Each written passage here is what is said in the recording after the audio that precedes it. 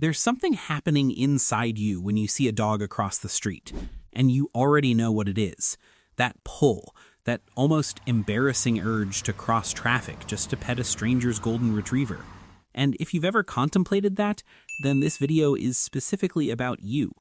Not dog people as a category, but you, the person who, when a dog walks into a room, quietly tracks where it goes, who notices when it settles near you and feels, for a second, like that means something, who has probably said things out loud to a dog that you've never quite managed to say to another person. That's worth having a deeper look at.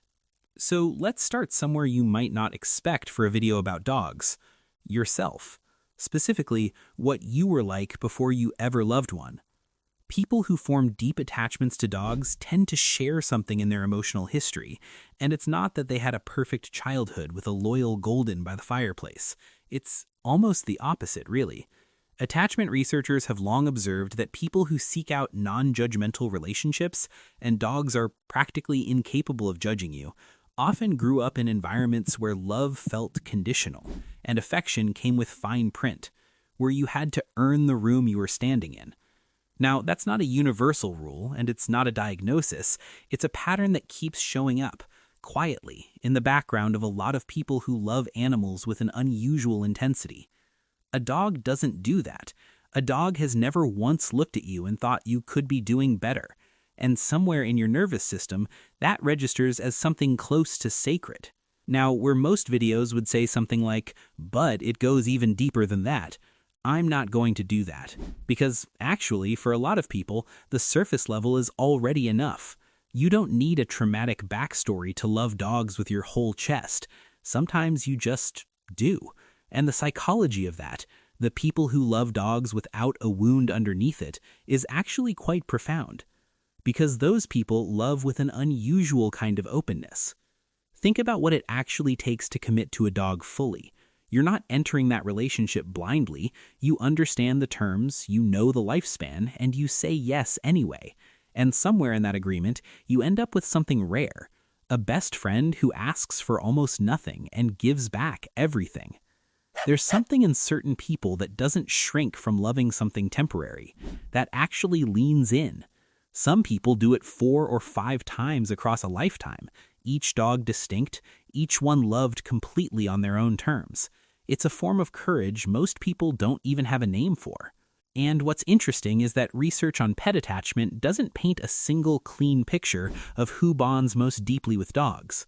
Some studies find that people with anxious or insecure attachment styles, people for whom human relationships have felt unpredictable or unsafe, form particularly strong bonds with pets, precisely because the relationship feels more stable and legible. The dog is consistent in a way that people sometimes aren't. It doesn't shift on you depending on the day. And for someone whose nervous system has spent years bracing for that kind of unpredictability, that steadiness lands somewhere much deeper than just comfort. There's a study, one worth actually knowing about, published in Science in 2015 by Nagasawa. When a dog and their owner look into each other's eyes, both of their brains release oxytocin, the same chemical that bonds a mother to her baby, just from a look. And what that really means is that your dog isn't just sitting there receiving your love, they're producing it in you. Every time they look at you, something real is happening in your brain that wouldn't be happening otherwise. You're not just loving them, they are actively, chemically making you feel love.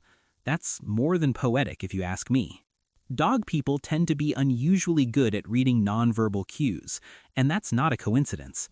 Living closely with a dog means you've spent years learning to interpret a creature that communicates entirely without language. You've had to pay attention in a way that most people simply haven't been asked to. That kind of sustained attention to nonverbal signals doesn't just stay with the dog, it transfers. Your brain gets better at the thing you practice, and you've been practicing reading emotional states that aren't spelled out for you. Some personality research does find dog owners scoring higher on empathy measures, though whether that's a cause or a side effect of the relationship is something researchers genuinely haven't settled. What's less debated is the attentiveness. Spending years responsible for something that can't self-report tends to sharpen you in ways that quietly carry over. Most humans can't tell you directly what they're feeling either, but if you've been paying that kind of attention to a dog for years, you're probably more equipped to notice it anyway. Okay, so something a little more delicate that I think deserves to be said. Some people love dogs because dogs are easier, and that's okay. I think we've built this cultural story where loving animals is always noble, always pure, always a sign of great character. And sometimes it is, but sometimes a person gravitates towards dogs because the terms of that relationship are cleaner. Dogs don't gaslight you. They don't go cold for reasons they refuse to explain. They don't make you feel insane for needing reassurance. If you've ever looked at your dog and thought, "You are the only one who gets me," that's not entirely a compliment to your dog. It's also a signal, a quiet one, that something in your human relationships has made closeness feel dangerous, and somewhere along the way, your internal system found a workaround. The people who get the most out of that awareness are the ones who get curious about it rather than just comfortable in it. They notice what the dog is giving them and start asking why they can't find that elsewhere, why they breathe differently here, what it would actually take for a person to make them feel this way. The dog becomes a mirror, a surprisingly useful one. There's a specific loneliness that dog lovers understand that other people just don't. It's not in the typical sense, but the loneliness of being misunderstood, of being in a room full of people and still feeling unseen. Dog people know that feeling intimately, which is possibly exactly why the experience of being fully known by an animal that has watched you cry on the bathroom floor or watched you eat cereal for dinner 3 nights in a row, watched you at your least composed and stayed anyway, hits so differently. The dog may be the only one that has seen the unedited version of you, and it chose to stay in the room. And maybe that's why losing one wrecks you in a way you weren't fully prepared for, because you're not just losing a pet. You're losing the one who knew you without needing you to perform. That kind of loss doesn't really have a comparable. People who love dogs deeply are not a niche. They're just people who've experienced a kind of love that doesn't come with conditions attached, and realized how rare that actually is. Being chosen by something that had no obligation to choose you, that does something to a person. You're not excessive for loving your dog the way you do. You just know what it feels like to be loved well, and you decided a long time ago that you weren't going to take that for granted.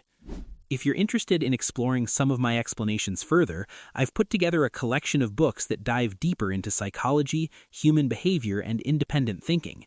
You can find the full list on my bookshop page through the link in the description and pinned comment. And if you enjoy content like this, consider subscribing and turning on the notification bell so you don't miss future uploads.